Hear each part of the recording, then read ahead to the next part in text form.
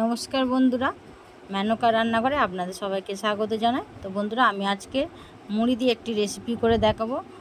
বিকেলে জলখাবার আপনারা যখন বাড়িতে কোনো অতিথি আসবে তো এইভাবে বানিয়ে দিতে পারবেন। কিছু না থাকলে মুড়ি দিয়ে এইভাবে রেসিপিটা বানিয়ে দিলে তার চায়ের সঙ্গে খুব ভালো লাগবে খেতে, বা বাচ্চাদেরও খুব ভালো লাগবে এইভাবে এই মুড়ি দিয়ে রেসিপিটা বানিয়ে নিতে। তো চলুন আমি বানিয়ে দেখাই কিভাবে বানাচ্ছি।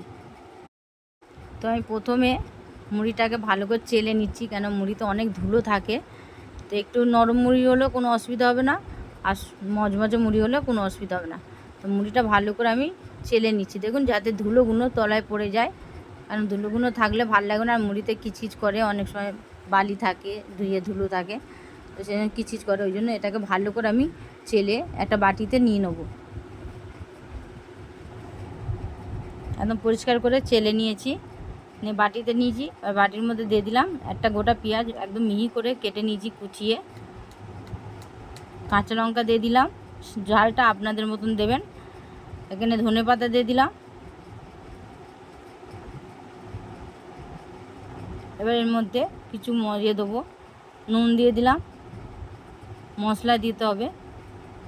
তো হলুদ গুঁড়ো, সামান্য একটু হলুদ গুঁড়ো দিলাম, একটু কাশ্মীর লঙ্কার গুঁড়ো দিয়েছি, জিরে গুঁড়ো আর ধনে গুঁড়ো দিয়ে দিলাম একটু।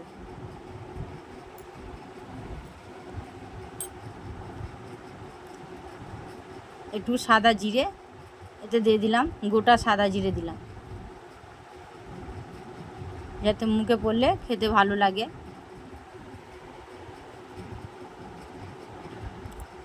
তো এবার এর মধ্যে দিয়ে দেবো দুটো ডিম ভেঙে দেবো। প্রথমে একটা ডিম ভেঙে আমি দেখছি এটা কেমন হবে, পরে যদি লাগে আমি আর একটা ডিম ভেঙে দিয়ে দেবো।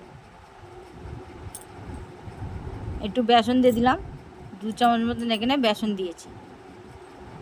দিয়ে ভালো করে সবগুলো একসঙ্গে মাখিয়ে নিতে হবে।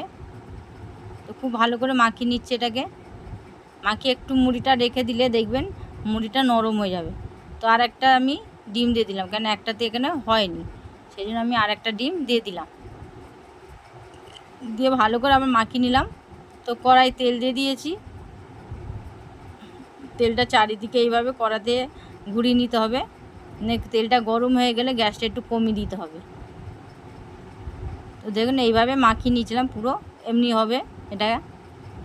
তো এবার এইভাবে দিয়ে দিলাম, দিয়ে ছোটো ছোটো করে বড়া মতন করে নেবো।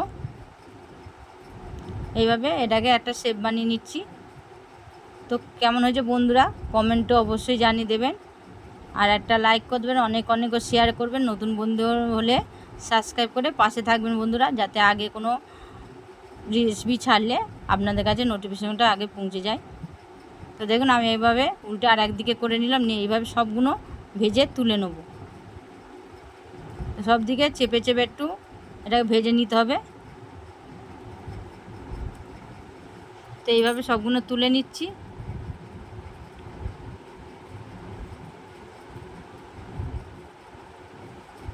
তো এখনকার মতন আবার এলাম, নতুন ভিডিও নিয়ে আবার ফিরে আসবো।